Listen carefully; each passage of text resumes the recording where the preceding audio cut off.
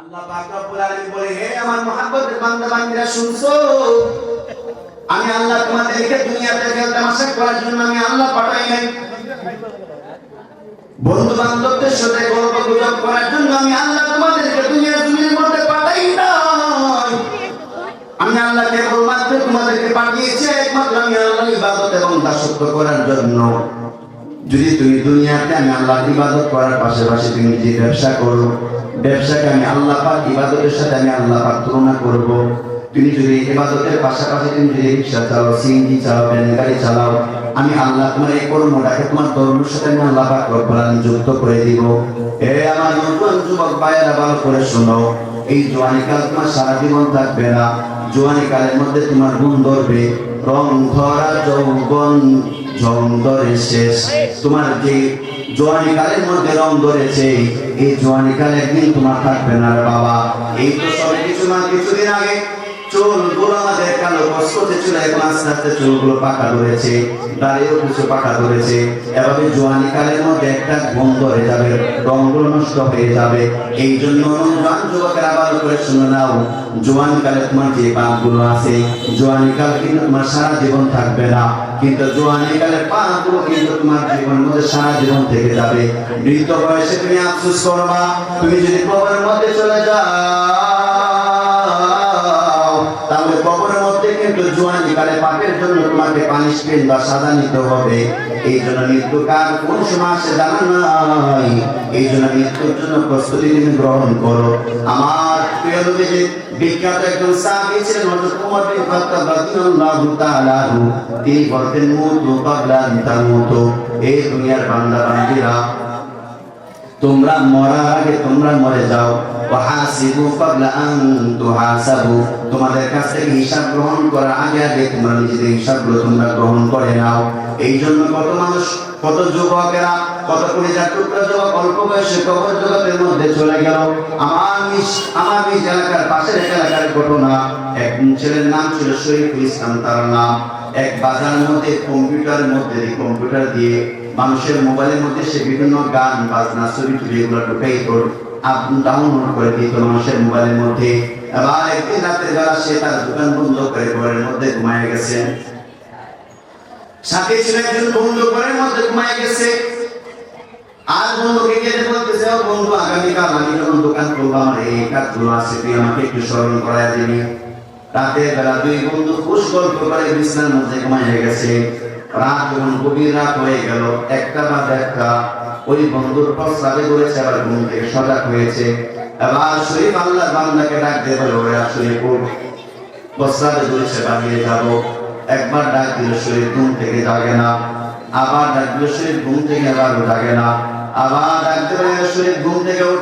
এবার ঘুম থেকে বান্দা যখন জাগে না, তখন এই শরীরের বন্ধুর মনের মধ্যে একটা দুশ্চিন্তা কাজ করতে লাগলো, কি ব্যাপার, আমার বন্ধু আমার ডাকে কেন সারা দেয় না, কিছু হয়েছে নাকি?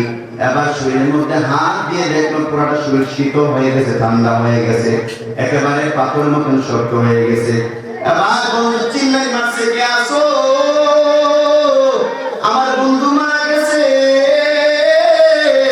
তোমরা কে আসো? আমাকেও আমার বন্ধুকে বাঁচাও।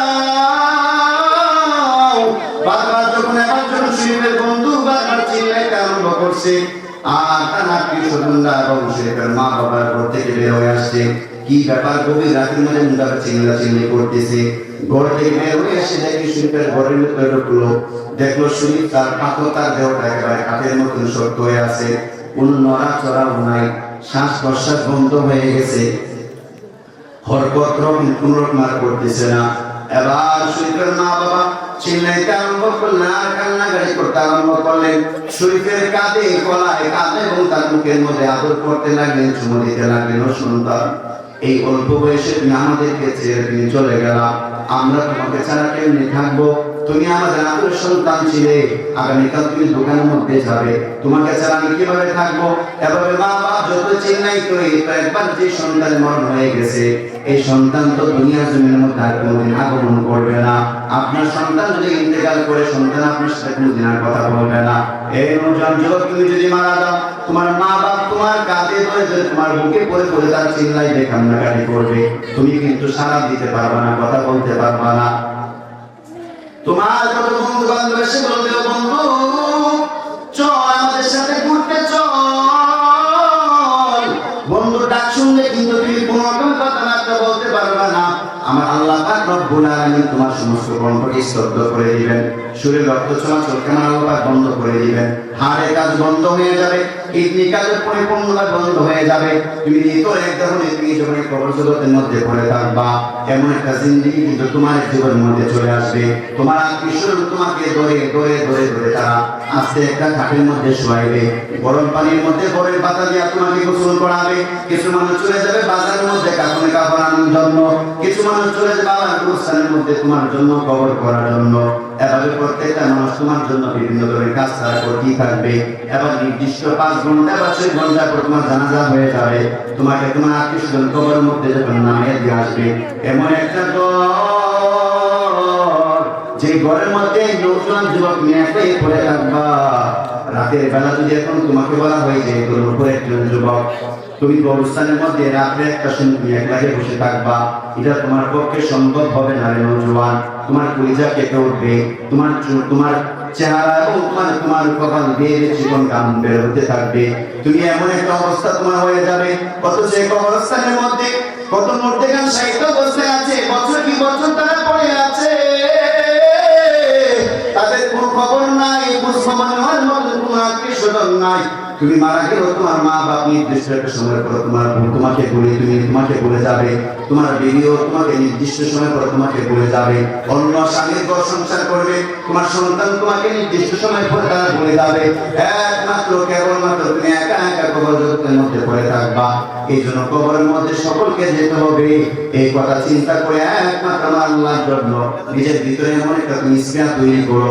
এখন থেকে আমার আল্লাহ পাকের হুকুমগুলো মানবো, নবীর পথে আমি চলবো, তিনি একজন কর্মী হব, শয়তানের অনুসারীদের কোন থেকে আর হবো না। এমন একটা পাক্কা নিয়ত যাদের মধ্যে আছে, দুইটা হাত তুলে আমার আল্লাহকে তোমরা দেখায়া দাও। আল্লাহ পাক সকলকে কবুল করবেন, আমিন। হে আল্লাহ, সকলের হাতগুলোকে আপনি কবুল করেন, সবার হায়াতের মধ্যে আপনি বরকত দান করেন, দ্বীন ইসলাম অনুযায়ী চলার মতন তৌফিক দান করে দেন হে আল্লাহ। যুবক সমাজ তারা যখন শয়তানের ওয়াসওয়াসায় পড়ে যাবে, আসমান থেকে রহমত পাঠাইয়া আল্লাহ তুমি তোমার বান্দাগুলোকে আল্লাহ বিভিন্ন গুনাহ থেকে বাঁচাইয়া হেদায়েতের উপর ইসলামের উপর যেন চলতে পারে তৌফিক দান করো, বলেন আমিন। এটাই আমাদের শেষ ফলাফল। এই যে আল্লাহ পাক রব্বুল আলামিন এক ফুটা নাপাক পানি থেকে সৃষ্টি করেছেন, সুন্দর অবয়ব দিয়ে বানিয়েছেন, এরপর আল্লাহ দুর্বল বানাইয়া অথবা দুর্বল বানানোর আগে অল্প বয়সে খাওয়া দিয়ে কবর জগতের মধ্যে নিয়ে যাবেন, সাহিত্য করে রাখবেন, বছর কি বছর চলে যাবে। মানুষ তো দুনিয়াটা এমন একটা স্বার্থপর স্থান যেখানে মানুষ আপনার জন্য 5 মিনিট আপনি থাকবেন, 5 মিনিট আপনার জন্য থামবে না। যার কারণ আপনারা দেখবেন যখন আমরা যখন আসলে জানাজা পড়তে যাই, জানাজার মাঠের মধ্যে যখন জানাজা পড়তে গিয়া যদি কোনো ক্রমে কোনো কারণে যদি 2 মিনিট বেশি দেরি হয়, একজন কথা বলতেছে, এমনি কিন্তু মানুষ শোনা শুরু করে।